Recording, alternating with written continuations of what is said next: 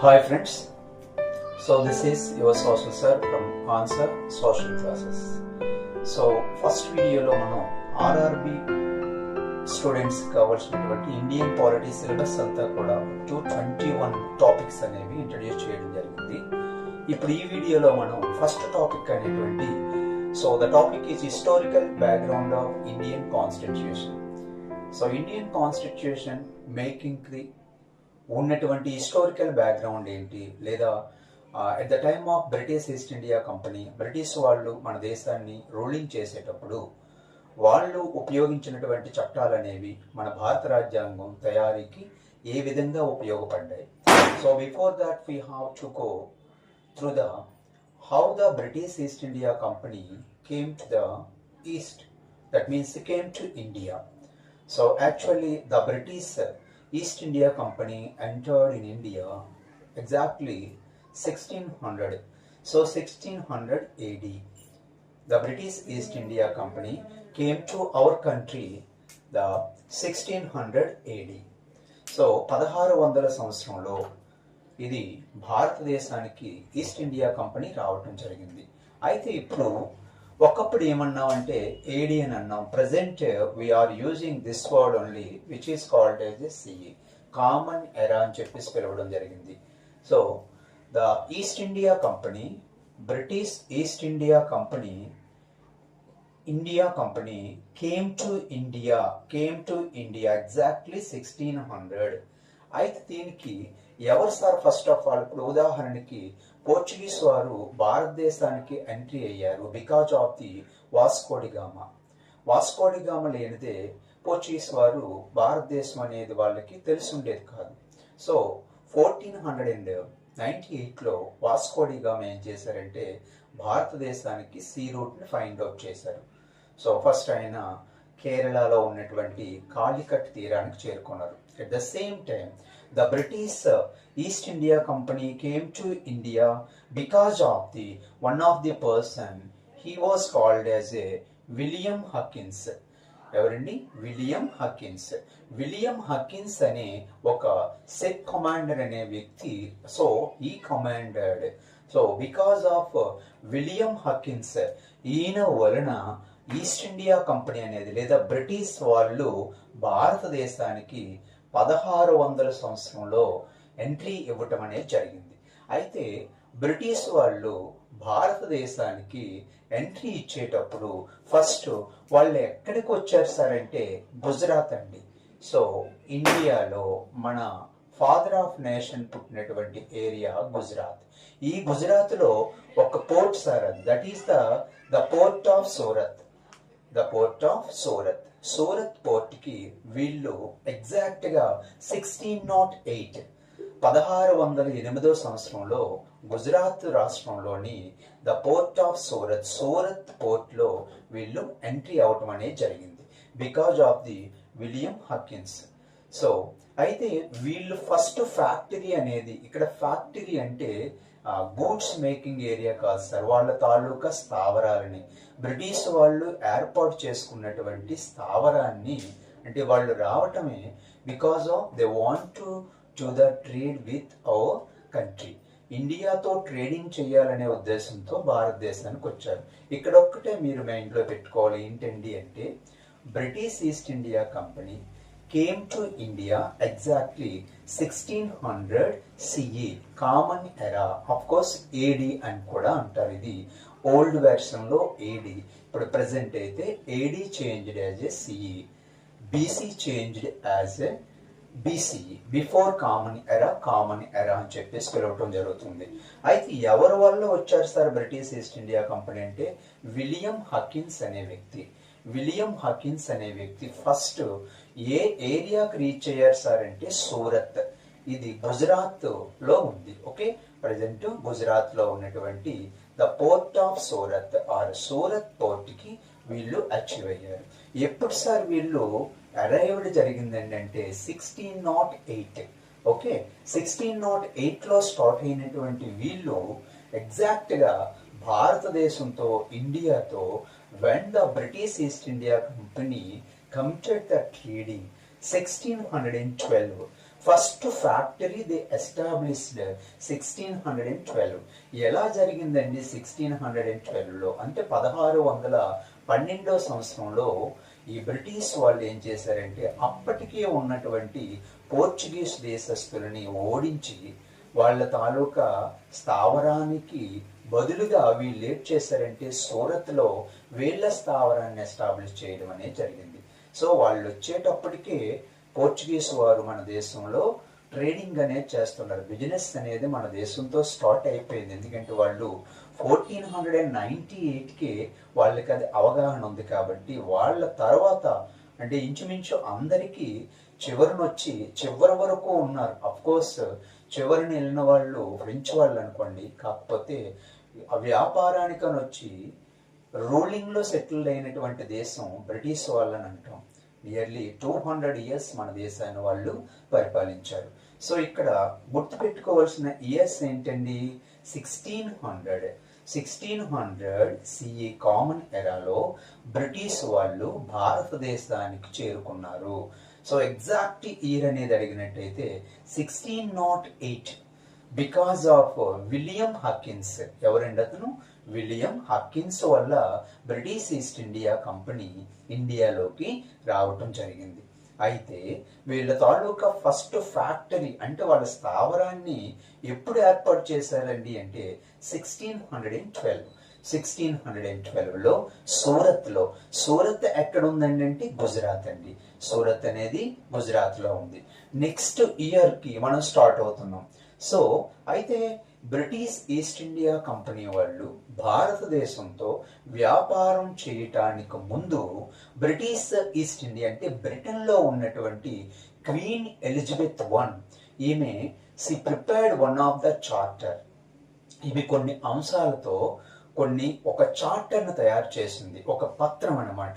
So according to this charter the Britain or British or England they can do the business with our country. సో ఇక్కడ మనం గుర్తుపెట్టుకోవాల్సింది ఏంటంటే who gave the first charter to do the business our country.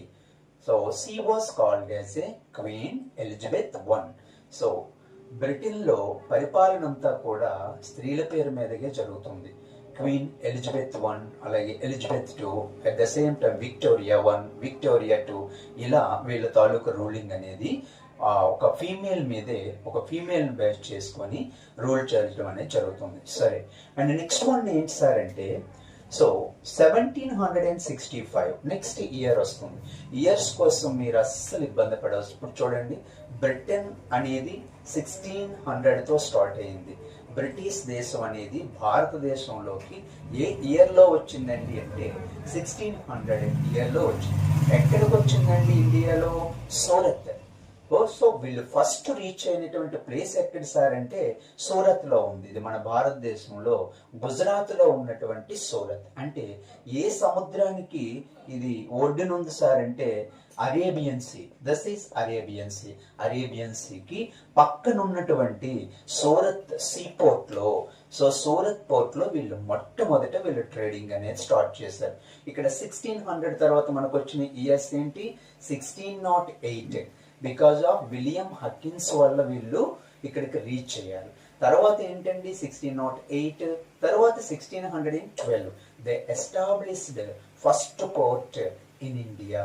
Okay అండి, first వీళ్ళ port అంటే ఇక్కడ ఏంటండి, ఇక్కడ ఏదో కట్టడాలని కాదు, వ్యాపార స్థావరాలు అనమాట. వీళ్ళ వ్యాపార స్థావరాన్ని, వీళ్ళ బిజినెస్ స్థావరాన్ని ఫస్ట్ ఏ ఇయర్లో ఎస్టాబ్లిష్ చేశారు సార్ అంటే 1612లో.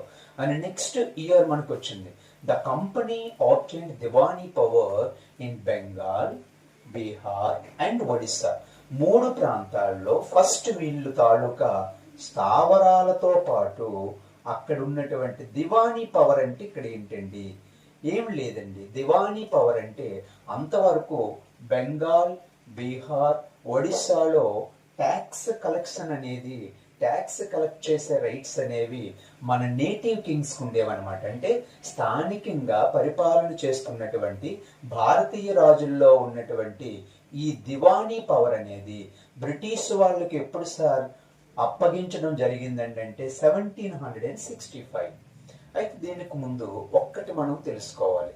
Battle of Plassey, battle of Buxar అని చెప్పేసి పిలుస్తారు. ఇక్కడ బ్యాటిల్ ఆఫ్ ప్లాసీ అనేది ఇప్పుడు 1765కి ముందు మనం గుర్తుపెట్టుకోవాల్సింది 1757.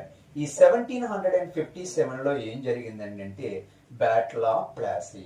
భారతదేశంలో బ్రిటిష్ వాళ్ళ యొక్క పవర్ అనేది స్టార్ట్ చేశారు. ఏ యుద్ధంతో సార్ అంటే బ్యాటిల్ ఆఫ్ ప్లాసీ. ఏంటమ్మా? Battle of Plassey 1757 battle of Plassey.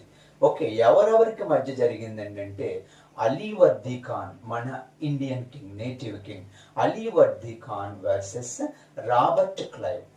ఈరోజు రాబర్ట్ క్లైవ్ అనే వ్యక్తి లేకపోతే బ్రిటిష్ ఈస్ట్ ఇండియా కంపెనీ అనేది మన దేశంలో రూలింగ్ చేయలేదు. So because of Robert Clive, so Alivardi Khan defeated by the Robert Clive.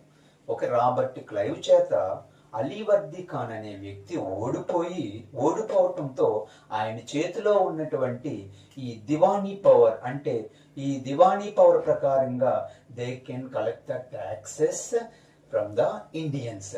వాళ్ళెవరు? ఏ స్టేట్స్ లో అండి? బెంగాల్, బీహార్, ఒడిస్సా. బెంగాల్ ఎక్కడ ఉందో చూడండి, this is the Bengal. And next one here we can see Bihar. ఇది బీహార్, ఇది Bengal. And next one here this is the Odisha. ఒడిస్సాలో, తర్వాత బెంగాల్లో, తర్వాత బీహార్లో, ఈ మూడు ప్రాంతాల్లో దివానీ పవర్ అనేది ఇప్పుడు 1765. ఓకే అండి, 1765లో ఈ పవర్ తీసుకోవడానికి కారణమైన యుద్ధం ఏంటి సార్ అంటే battle of Plassey. Battle of Plassey ఎప్పుడండి? 1757. చూసారా, నియర్లీ ఒక 1 decade అనేది పట్టింది. అంటే ఒక 10 years పట్టింది. వీళ్ళ తాలూకా పవర్, దివానీ పవర్ అనేది మన దేశంలో ఉన్నటువంటి రాజుల నుంచి లాక్కోవడానికి బ్రిటిష్ ఈస్ట్ ఇండియా కంపెనీ అనేది ఒక వ్యక్తిని ఉపయోగించింది. ఆయనే రాబర్ట్ క్లైవ్. సో ఈ రాబర్ట్ క్లైవ్ కి అలీవర్దీ ఖాన్ అనే మన నేటివ్ కింగ్ కి 1757లో యుద్ధం జరిగింది. సో దెన్ 1765లో వాళ్ళకి దివానీ పవర్ అనేది వచ్చింది. నెక్స్ట్ పాయింట్ వద్దాం. తర్వాత 1765 అయింది. The company obtained Diwani power. Okay, next one ఏంటి సార్ అంటే తర్వాత 1765 నుంచి 1858 వరకు ఒక యుగం. ఎందుకు సార్ అంటే 1858 అనేది మనకి ఎందుకు ఇంపార్టెంట్ సార్ అంటే the first Indians raised their voice. The first Indian nationalism started in the among all the Indians. So మన దేశంలోకి వేరే వాళ్ళు రావటం ఏంటి, వేరే వాళ్ళ రూలింగ్ ఏంటి అనే కాన్సెప్ట్తో జరిగినటువంటి first independent war in India ఏంటంటే sepoys mutiny. The sepoys mutiny exactly 1858లో స్టార్ట్ అయింది. ఎట్ ద సేమ్ టైం ఆ రోజు ఏమైంది సార్ అంటే సిపాయిల తిరుగుబాటు అనేది జరిగింది. మీరు చిన్న క్లాసుల్లో నేర్చుకొని ఉంటారు. సిపాయిస్ మ్యూటనీ అనేది due to because of one of the religion cause. ఏంటంటే పిగ్ ఫ్యాట్, కౌ ఫ్యాట్, ఈ రెండిటితో తయారు చేసినటువంటి కార్ట్రిడ్జ్ అనే ఒక బుల్లెట్. ఓకే, ఒక ఎన్ఫీల్డ్ రైఫిల్ని ఈ బ్రిటిష్ వాళ్ళు ఇంప్లిమెంట్ చేస్తే అప్పటికే బ్రిటిష్ ఆర్మీలో ఉన్నటువంటి మన ఇండియన్స్ తాలూకా సోల్జర్స్ వాళ్ళు ఒప్పుకోలేదు. ఎందుకండి అంటే దాన్ని ఆ క్యాట్రిడ్జ్ని నోట్తో ఓపెన్ చేసి నోట్తో క్యాప్ తీసి అప్పుడు రైఫిల్లో యూజ్ చేయాలి. దాంతో cow is the holy animal of Hindu people. So హిందువులకి ఆవు అనేది పవిత్రమైనటువంటి జంతువు. అదే విధంగా పంది అనేది పిగ్ ఫ్యాట్తో కూడా తయారు చేశారు అది. సో పంది అనేది ముస్లింలకి హేటెడ్ యానిమల్. ఎందుకంటే అకార్డింగ్ టు ఖురాన్స్ చూసినట్టయితే ఆ పందిలోకి సైతాన్ని అల్లా పంపించాడని ఒక నమ్మకం. కాబట్టి ఆ తిరుగుబాటు అనేది చరిత్రలో నిలిచిపోయింది. ఆ తిరుగుబాటు రెవల్యూషన్ పేరు ఏం పేరండి? ద సిపాయిస్ మ్యూటనీ, సిపాయిల తిరుగుబాటు. ఇది ఎప్పుడండి? 1858. ఓకే, బ్యాటిల్ ఆఫ్ ప్లాసీ ఎప్పుడండి? 1757. And next one. సో దీంతో సిపాయిస్ మ్యూటనీ తర్వాత ఈ క్రౌన్ అనేది అంటే British East India company directly ruled up to 1947. అంటే స్వతంత్రం వచ్చే వరకు కూడా బ్రిటిష్ వాళ్ళు డైరెక్ట్గా అంటే అంతవరకు దేని ద్వారా పరిపాలించారు? ఈస్ట్ ఇండియా కంపెనీ అంటే గ్రూప్ ఆఫ్ పీపుల్ని పంపించి ఇండియాలో పరిపాలన అనేది కొనసాగించారు. సిపాస్ మ్యూటనీతో బ్రిటిష్ వాళ్ళు కూడా భయపడ్డారు. అందుకని బ్రిటన్ నుంచే డైరెక్ట్గా రూలింగ్ అనేది స్టార్ట్ చేశారండి. సో ఇది ఎప్పుడు జరిగిందండి? 1858 సిపాయిల తిరుగుబాటు తరువాత. Next one 1946. ఇంకా మనం తర్వాత ఏంటి సార్ అంటే this is only introduction part. Okay అండి, ఫస్ట్ టాపిక్ తాలూకా ఇంట్రడక్షన్ పార్ట్ మాత్రమే మనం సింపుల్గా అంటే లైక్ క్విక్ రివ్యూ మీకు గుర్తుంచడానికి. ఓకే, ఇక్కడ ఇయర్స్ ఎలా అండి? 1600 అంటే బ్రిటిష్ వాళ్ళు భారతదేశంలోకి ఎంట్రీ అయ్యారు. 1608 విలియం హకిన్స్ అనేవాడు ఏ పోర్ట్ అండి? Sea port. ఏ పోర్ట్ అది? సూరత్ పోర్ట్. సూరత్ ఎక్కడ ఉందండి? గుజరాత్లో ఉంది. అండ్ నెక్స్ట్ వన్ 1612లో వాళ్ళ తాలూకా ట్రేడింగ్ అనేది స్టార్ట్ అయింది సార్. 1612 నుంచి తర్వాత 1757 వరకు వాళ్ళు వ్యాపారస్తులుగానే ఉన్నారు. First time they showed their army, they showed their strength, they opened what was the main aim of the British East India company. ఏంటండి? మనల్ని రూలింగ్ చేయాలి. సో దానికి ఒక యుద్ధం అనేది నాంది పలికింది. అదే battle of Plassey. Battle of Plassey మన చరిత్రలో బ్యాటిల్ ఆఫ్ ప్లాసీ ఒకటి, బ్యాటిల్ ఆఫ్ బక్సార్ ఒకటి మర్చిపోకూడదు. బ్యాటిల్ ఆఫ్ ప్లాసీతో మనకి 3 ప్రాంతాల్లో ఉన్నటువంటి ఆ దివానీ పవర్ అనేది లాగడానికి మళ్ళీ వాళ్ళకి ఎంత టైం పట్టింది? 1765. 1757లో బ్యాటిల్ ఆఫ్ ప్లాసీ జరిగింది. తర్వాత అదే 1765కి వచ్చేటప్పటికి బీహార్, బెంగాల్, ఒడిస్సాలో దివానీ పవర్ అనేది తీసుకోవడం జరిగింది. నెక్స్ట్ వన్ 1946 డిసెంబర్ 6న ఫస్ట్ కాన్స్టిట్యూంట్ అసెంబ్లీ అనేది ఫార్మేషన్ అనేది జరిగిందండి. డిసెంబర్ 9th వచ్చేటప్పటికి ఫస్ట్ మీటింగ్ అనేది జరిగింది. సో ఇందులో ఇంకా డీప్గా నేర్చుకుంటాం ముందు. ఎందుకంటే కాన్స్టిట్యూంట్ అసెంబ్లీ ఫార్మేషన్ అయ్యేటప్పటికి ఒక నామమాత్రపు ప్రెసిడెంట్ మన వాళ్ళు ఎంపిక చేసుకున్నారు. He was called as the doctor Sachchidananda Sinha. అంటే బిఫోర్ కాన్స్టిట్యూంట్ అసెంబ్లీ ఎలక్షన్స్ జరిగిన తర్వాత ఆ ఎలక్షన్స్లో నిలబడినటువంటి అందరూ ప్రపోజ్ చేసిన వ్యక్తి ఎవరు సార్ అంటే ద ఫస్ట్ చైర్పర్సన్ అని చెప్తాం, doctor Babu Rajendra Prasad. So first meeting లో కూర్చున్న వ్యక్తి ఎవరండి? డాక్టర్ సచ్చిదానంద సిన్హా. ఓకే, ఇది కొంచెం క్రిటికల్ బిట్ అనమాట. ఫస్ట్ మీటింగ్ లో ఫస్ట్ చైర్పర్సన్ ఎవరు సార్ అంటే కాన్స్టిట్యూంట్ అసెంబ్లీకి డాక్టర్ సచ్చిదానంద సిన్హా. తర్వాత ఆ అసెంబ్లీలో ఎలక్షన్స్ ప్రాసెస్ అయిన తర్వాత the first constitution assembly chairperson అంటే తర్వాత అంటే అధికారికంగా ఆథరైజ్డ్గా బాబు రాజేంద్ర ప్రసాద్ గారు ఉన్నారు. ఓకే అండి, ఇది కాన్స్టిట్యూంట్ అసెంబ్లీ ఫార్మేషన్ ఎప్పుడు జరిగిందండి అంటే 1946. అంటే మనకి ఇంకా 1 yearలో ఇండిపెండెన్స్ ఇస్తారనగా వాళ్ళు అనౌన్స్ చెప్పారు. అట్లీ గారు ఇలాంటి వాళ్ళందరూ అనౌన్స్ చేసిన తర్వాత మన వాళ్ళు రాజ్యాంగాన్ని తయారు చేసుకోవడానికి రెడీ అయ్యారనమాట. ఓకే అండి, సో వీళ్ళు రెడీ అయ్యారు. మీటింగ్ ఎప్పుడు జరిగింది సార్ అంటే ఫస్ట్ మీటింగ్ 9th జరిగింది.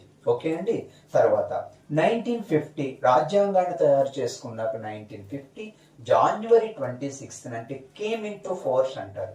Indian constitution came in to force ఎప్పుడండి అంటే January 26th 1950లో కాన్స్టిట్యూషన్ అనేది ఇంప్లిమెంట్ అయింది. అయితే ఇక్కడ ఈ చాప్టర్లో మనకి జస్ట్ ఇంట్రడక్షన్ పార్ట్ మాత్రమే మీకు ఇచ్చాం. ఈ ఇంట్రడక్షన్లో ఇంపార్టెంట్ ఇయర్స్ ఏంటి సార్ అంటే 1600. తర్వాత మనకి ఉన్నటువంటి టాపిక్ ప్రకారంగా 1765 and next one is the 1858 and next 1946 next 1950.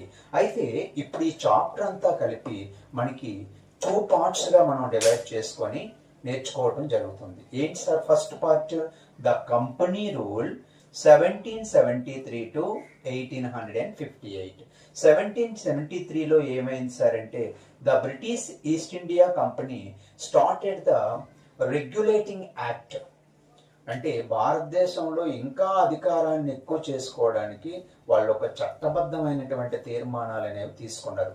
So దాన్ని రెగ్యులేటింగ్ యాక్ట్ అని అంటాం. 1773 to 1858 అంటే అప్ టు సెపాయిస్ మ్యూట్నీ.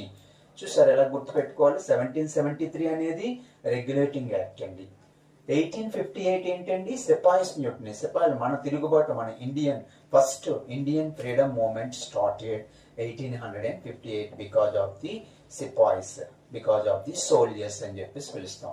సో తర్వాత సెకండ్ స్టేజ్కి వచ్చేటప్పటికి ద క్రౌన్ రూల్ పూర్తిగా, అంటే ఎక్కడో బ్రిటన్లో ఉండి అంతవరకు భారతదేశాన్ని పరిపాలించినటువంటి బ్రిటిష్ వాళ్ళు డైరెక్ట్గా ఏవైనా ఆర్డర్స్ కానీ యాక్ట్స్ కానీ ఏవైనా చేయడం డైరెక్ట్గా బ్రిటన్ నుంచి, అంటే డైరెక్ట్గా ప్రభుత్వాన్ని దింపేసినటువంటి ఇయర్స్ సార్ అంటే 1858. సో వీళ్ళు ఎంతవరకు పరిపాలించారు? 1947 వరకు. ఇలాగా 2 పార్ట్స్గా మనం ఈ నెక్స్ట్ వీడియోస్లో నేర్చుకోవడం జరుగుతుంది. First one the company rule, second one the crown rule. East India company అంటే డైరెక్ట్గా వాళ్ళు రాలేదు, వాళ్ళు పంపించినటువంటి కొంతమంది అఫీషియల్స్తో మన దేశాన్ని రూలింగ్ చేశారు. ఎంతవరకు? 1773 to 1858. ఓకే అండి. సో మనం ఈ వీడియోలో just introduction part of the historical background of Indian constitution అనేది నేర్చుకున్నాం. ఓకే, ఇందులో ఇయర్స్ అనేవి 1600 British East India Company came to India. Next one is the 1765 the company directly started ruling through the Diwani power. అంటే ఒక అధికారాన్ని వాళ్ళు తీసుకున్నారు, Indian native Kings చేతుల్లో నుంచి లాక్కున్నారనమాట. దానికి నాందైనటువంటి యుద్ధం ఏంటి సార్ అంటే బ్యాటిల్ ఆఫ్ ప్లాసీ. మరి బ్యాటిల్ ఆఫ్ బక్సార్ ఏంటి సార్ అంటే 1764 బ్యాటిల్ ఆఫ్ బక్సార్. చూడండి, బ్యాటిల్ ఆఫ్ బక్సార్ అనేది జస్ట్ వాళ్ళ తాలూకా దివానీ పవర్ తీసుకోవడానికి నాందిది. ఎందుకంటే మన ఇండియన్ నేటివ్ కింగ్స్ లోనే మనకే పడేది కాదు. ఇక్కడ మీర్ జాఫర్, మీర్ కాసిం అని చెప్పేసి ఇద్దరు రాజులు, మన నేటివ్ కింగ్సే. వీళ్ళ మధ్య ఉన్నటువంటి ఈ డిస్ప్యూట్స్ వల్ల బ్రిటిష్ వాళ్ళు ఎంట్రీ అయ్యి వీళ్ళు ఏం చేస్తారు? మన్రో అనేవాడు, బ్రిటిష్ దేశం నుంచి మన్రో అనేవాడు ఏం చేశాడంటే మీర్ కాసింను ఓడించి మీర్ కాసింకు బదులుగా మీర్ జాఫర్ని రాజుగా నియమించడం అనేది జరిగింది. దీంతో మన నేటివ్ కింగ్స్ కూడా ఎవరి మీద ఆధారపడడం మొదలు పెట్టారంటే బ్రిటిష్ వాళ్ళ మీద ఆధారపడటం మొదలు పెట్టారు. ఇక్కడ చూడండి లింకప్.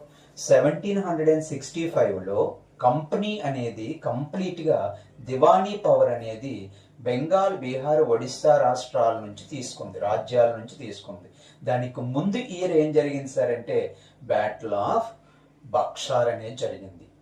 ఓకే అండి. బ్యాటిల్ ఆఫ్ బక్సార్ లో మన్రో అనే వ్యక్తి ఏం చేశారంటే ఇండియన్ నేటివ్ కింగ్స్ మధ్య గొడవ అనేది రైజ్ చేసి వాళ్ళలో ఒకరిని ఓడించి ఇంకొక వ్యక్తిని రాజుగా చేశారు. ఇలా మొత్తం మీద మన తాలూకు అధికారాన్ని వాళ్ళకి ఇవ్వడం జరిగింది.